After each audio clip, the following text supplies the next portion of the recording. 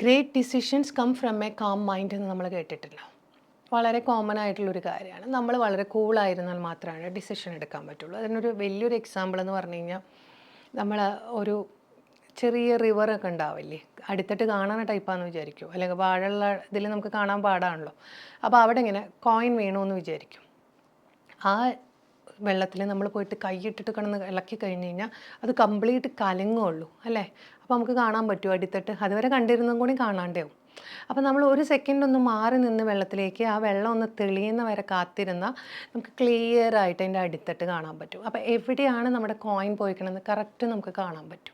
അതുമാതിരി തന്നെയാണ് നമ്മളിങ്ങനെ ഭയങ്കര സ്ട്രെസ്ഫുൾ ആയിട്ടുള്ള സമയത്ത് നമ്മൾ എടുക്കുന്ന പല ഡിസിഷൻസും ഭയങ്കര തെറ്റുകളിലേക്ക് പോവാം. അതുമാതിരിയാണ് ദേഷ്യപ്പെടുന്നതും ഒക്കെ. അപ്പോൾ വളരെ കാമായിട്ടിരിക്കണമെങ്കിൽ ഇങ്ങനത്തെ സിറ്റുവേഷൻസിന് നമ്മൾ ഒരു സമയത്ത് ഉണ്ടായെന്ന് വിചാരിച്ചോ പ്രശ്നം, വേറൊരു സമയത്ത് നമ്മൾ എന്ത് ചെയ്യണം, അങ്ങനത്തെ ഒരു സിറ്റുവേഷൻസിൽ നമ്മളെടുത്ത ഡിസിഷൻ എന്തായിരുന്നു അതിലെ മിസ്റ്റേക്ക് എന്നുള്ളത് നമ്മളൊന്നും കൂടി റീതിങ്ക് ചെയ്തിട്ട് അവിടെയാണ് സൊല്യൂഷൻ കണ്ടെത്താൻ നോക്കുക. അപ്പോൾ ഇങ്ങനെ ചെയ്താൽ മതി. അപ്പോൾ അത് നമ്മളിങ്ങനെ കുറച്ച് ദിവസം പ്രാക്ടീസ് ചെയ്തെടുക്കുകയാണെങ്കിൽ നമുക്കൊരു ഓൾട്ടർനേറ്റ് തോട്ട് വരികയും നമുക്ക് കുറച്ചും കൂടി എടുത്തു ചാടാതിരിക്കാനും സാധിക്കും. ചില വാതിലുകൾ നമ്മൾ മുട്ടാതെ തന്നെ കറക്റ്റ് സമയത്ത് നമുക്ക് തുറന്നു തരും. എന്നാൽ ചില സമയങ്ങളിൽ നമ്മൾ ചില വാതിലുകൾ തേടി ചെല്ലുക തന്നെ വേണം. ഇത് രണ്ട് ഡിഫറൻ്റ് ആയിട്ടുള്ളൊരു സമയത്താണ് വരുന്നത്. നമുക്ക് വേണ്ടിയിട്ടുള്ളതാണെങ്കിൽ തീർച്ചയായിട്ടും അത് നമ്മുടെ അടുത്തേക്ക് തന്നെ എത്തും. ആ റൈറ്റ് ആയിട്ടുള്ള വാതിൽ നമ്മളുടെ മുമ്പിൽ ഓപ്പൺ ആവും. എന്നാൽ നമുക്കല്ലാത്തതാണെങ്കിൽ നിങ്ങൾ എപ്പോഴും ശ്രദ്ധിച്ചിട്ടുണ്ടോ, നിങ്ങൾ എത്ര പിന്നാലെ പോയിട്ടുണ്ടെങ്കിലും അത് നിങ്ങൾക്ക് ഒരിക്കലും ഓപ്പൺ ആയിട്ടുണ്ടാവില്ല. എപ്പോഴും നിങ്ങൾക്ക് തകരാറുണ്ടാവുക. സോ എപ്പോഴും നമ്മൾ സങ്കടപ്പെടേണ്ട. നമുക്ക് കിട്ടുന്ന പല അനുഭവങ്ങളിൽ നിന്ന് നമ്മൾ ഒരുപാട് കാര്യങ്ങൾ മനസ്സിലാക്കുകയാണ് ചെയ്യുന്നത്. അതെല്ലാം നമ്മളുടെ ഏറ്റവും വലിയ അസറ്റായിട്ട് തന്നെയാണ് നമ്മൾ കണക്കാക്കേണ്ടത്. മനസ്സിലായോ? കൂളായിട്ടിരിക്കുക. കാരണം എന്താണെന്നറിയോ, നമ്മൾ സമാധാനമായിട്ട് ഇരുന്ന് കഴിഞ്ഞാൽ നല്ല കാര്യങ്ങൾ നമ്മുടെ അടുത്തേക്ക് തന്നെ എത്തും. അതും പ്രതീക്ഷിക്കാത്ത രീതിയിലായിരിക്കും. പലപ്പോഴും ജീവിതത്തിൽ അങ്ങനെയാണ് കേട്ടോ പല നല്ല കാര്യങ്ങളും സംഭവിക്കുക.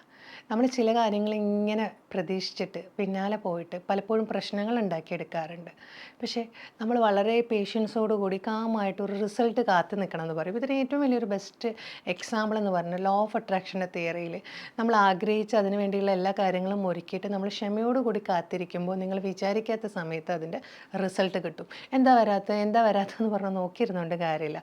ആ ഒരു ടൈം നമ്മളവിടെ കൊടുക്കണം, അതും ക്ഷമയോടെ. അപ്പോൾ എന്തായാലും അത് നമ്മളിലേക്ക് എത്തും. ഒരു സ്ത്രീ അണിഞ്ഞിരിക്കുന്ന ആഭരണങ്ങളോ അവൾ അണിഞ്ഞിരിക്കുന്ന വസ്ത്രങ്ങളോ അല്ലെങ്കിൽ അവളുടെ ഫിഗറോ അവളുടെ സൗന്ദര്യത്തിൻ്റെ അളവുകളായിട്ട് കണക്കാക്കരുത്. പലപ്പോഴും അവർ സംസാരിക്കുമ്പോൾ അല്ലെങ്കിൽ കുറച്ച് അവരെ അടുത്തറിയുമ്പോൾ നിങ്ങൾക്ക് മനസ്സിലാവും നിങ്ങൾ കണ്ടതിൽ ഏറ്റവും വിഷമകരമായിട്ടുള്ളൊരു അവസ്ഥയിലുള്ളൊരു ലേഡി ആയിരിക്കും അത്. അതുകൊണ്ട് നമ്മൾ കാണുന്ന ഒരു അപ്പിയറൻസ് വെച്ചിട്ട് ആരെയും അവർ ഭയങ്കര നല്ലതാണ് അല്ലെങ്കിൽ അതാണ് അവരുടെ സൗന്ദര്യം എന്ന് കരുതരുത്. ഒരു സ്ത്രീയുടെ സൗന്ദര്യം അവളുടെ കണ്ണുകളിൽ കൂടെ മനസ്സിലാക്കാൻ പറ്റും. ദ റൈറ്റ് വേ അവളുടെ ഹൃദയത്തിലേക്ക് ചെല്ലാൻ അവളുടെ സ്വഭാവങ്ങൾ മനസ്സിലാക്കുമ്പോഴൊക്കെയാണ് പറ്റുന്നത്. അപ്പോൾ നമ്മൾ പറയും അവളുടെ ഐസ്, ഇപ്പോൾ ആ ഒരു ഫീല് നമുക്ക് കിട്ടണം അവരുടെ ഉള്ളിലേക്ക് കയറി ചെല്ലാൻ വേണ്ടിയിട്ട്. പക്ഷേ ചില സന്ദർഭങ്ങളിൽ ഇത് ഓക്കെ ആവണമെന്നില്ല. Because of the fake personalities അവർക്ക് എങ്ങനെ വേണമെങ്കിലും ആക്ട് ചെയ്യാം. അവിടെയാണ് നമുക്ക് അവരുടെ അടുത്ത് സംസാരിക്കുമ്പോൾ അവർ നമുക്ക് തരുന്ന ഇമ്പോർട്ടൻസ് ഇതെന്നൊക്കെയാണ് നമുക്കതിനെ മനസ്സിലാക്കിയെടുക്കാൻ പറ്റുക.